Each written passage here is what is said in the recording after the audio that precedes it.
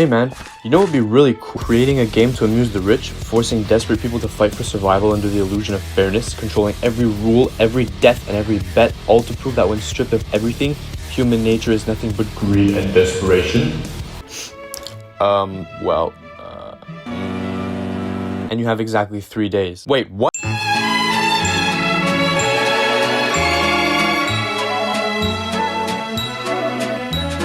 Every year, my school ships off the music students to a camp up north in the boonies for 3 days.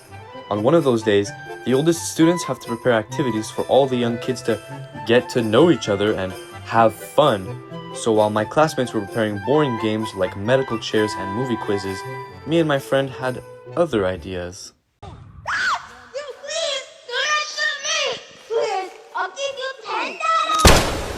Oh my God.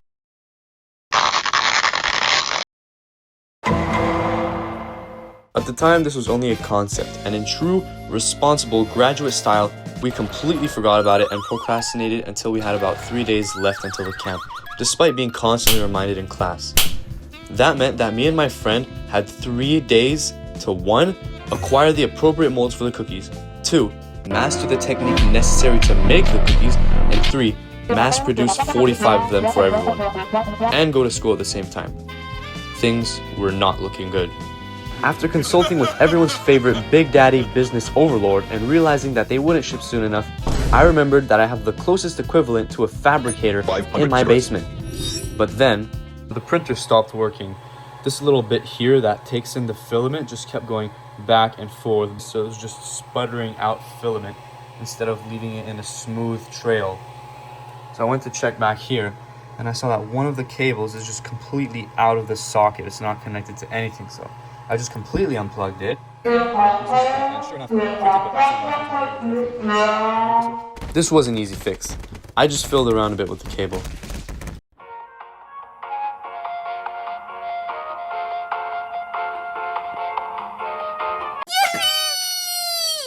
With step 1 finally out of the way, I could move on to making Squid Game cookies is no joke. It takes years of practice and discipline to achieve mastery. And sugar.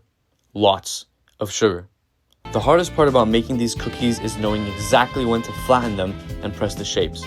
It took me many attempts and lots of failed cookies. So I pressed the shape in with the mold.